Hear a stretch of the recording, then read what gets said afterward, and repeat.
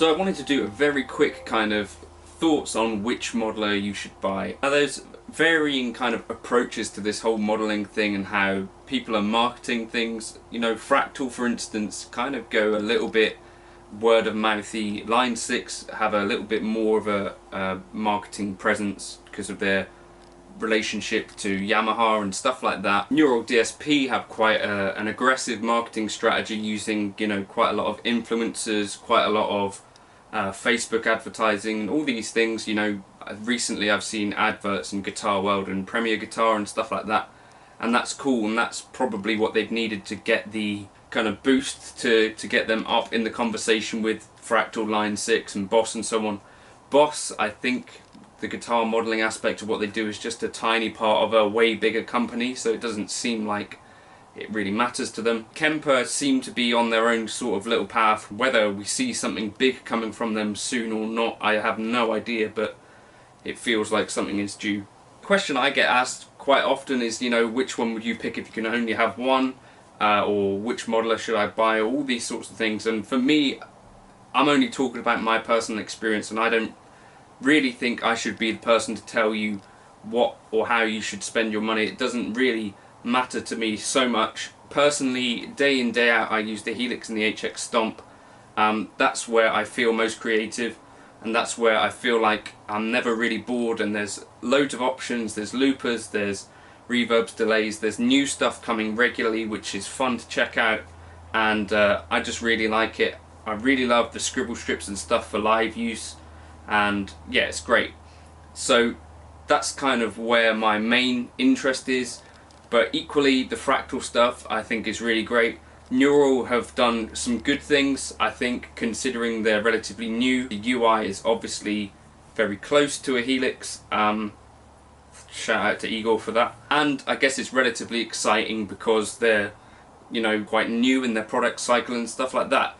The thing that I would say separates some of those companies from some of the cheaper stuff, so whether that's Moore or whether that's Hot Tone, how do you say that, or Nuix or anything, is the gigability of it. You know, having an interface and switching and snapshots, scenes, channels.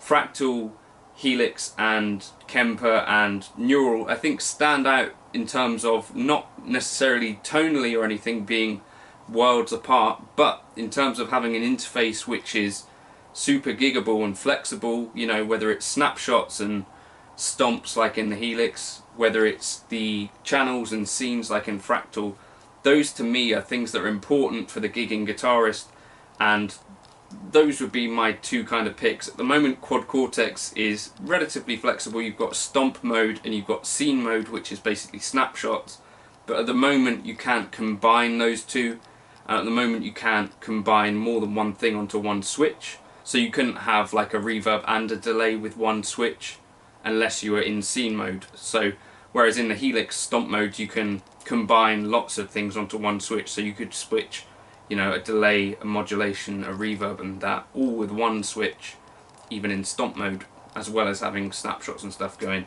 So there's not quite that flexibility there yet. I'd say just pick the thing that works for you. I know some people on the internet will say things about how much better things sound and all that stuff, and you can make your own judgment on that, I guess. There aren't that many actual proper A/B tests out there, which are what you would need to make a real judgment on that.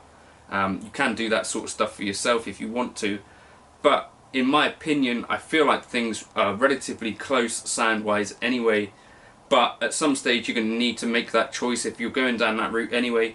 I actually used a real amp last night. I used my Mesa Boogie Mark III, and I still think there's a massive role that a real amp can have in a gigging guitarist life. You know, if you're playing like a small-ish venue like I was last night, like a little restaurant, pizza, cafe type thing, then a real amp can definitely be useful there.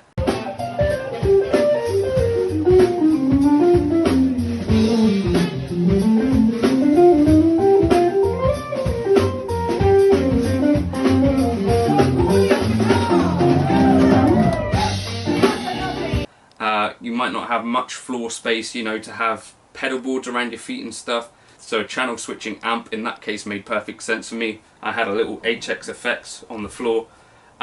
in that scenario I don't know that a Helix would have been necessarily the right move for that, just because I needed some stage volume and I needed to take up a fairly small amount of space because it's a cramped area. But yeah, each of these modelers does a very similar job, I feel. You know, the Kemper notwithstanding, they're still a bit different. Right, that's enough chatting it. See you later. If you want to like and subscribe, you could. Get a modeler. Right, I just had one other thought. Like, some of the cool part about like the Helix and stuff like that, I find, is the community of people online and stuff that share ideas about how to do different bits and pieces and share the bits like the amps and stuff they like. Or like Leon Todd from the Fractal world shares kind of his tips on how he uses various elements, or you know, new firmware stuff, and you know, how he builds tones. I think that stuff's really helpful. But one thing is that you don't necessarily have to apply those learnings to just one device. So although there's not loads of quad cortex content creators out there, if you want to call them that, you could apply the same kind of lessons from the Helix. You know, block placement, you know, amp settings and stuff. They're all kind of modeling the same kind of amps, and you're going to get similar results certainly if you try and, you know, if you pull up like a PV5150 with relatively similar settings to on a Helix video or on a Fractal video or whatever, you can get similar results, and it's probably a good way to learn stuff anyway. So even if you're a quad cortex person or a Fractal person, there's no reason that someone in the Helix world, you know, building presets might not be able to give you some tips and stuff which will work for your modeler.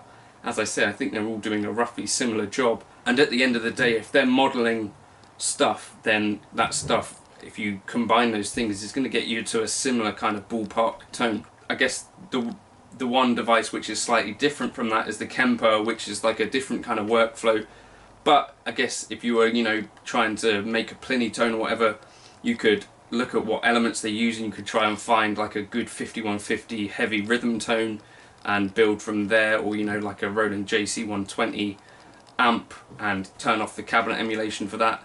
So there are ways that you could get around it, I guess. Hopefully that was vaguely interesting to just one person.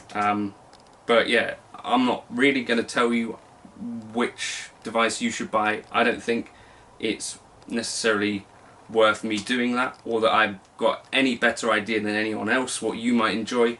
I just try to share on this channel what I like, and share reasons why I like these things, or things that I think you should know about these things if there are little kind of quirks or little things that didn't quite match up for the marketing or whatever. That's what I'm here for, really. Catch you in a bit. If you want to like and subscribe, you could. Maybe you should. I won't tell you what to do.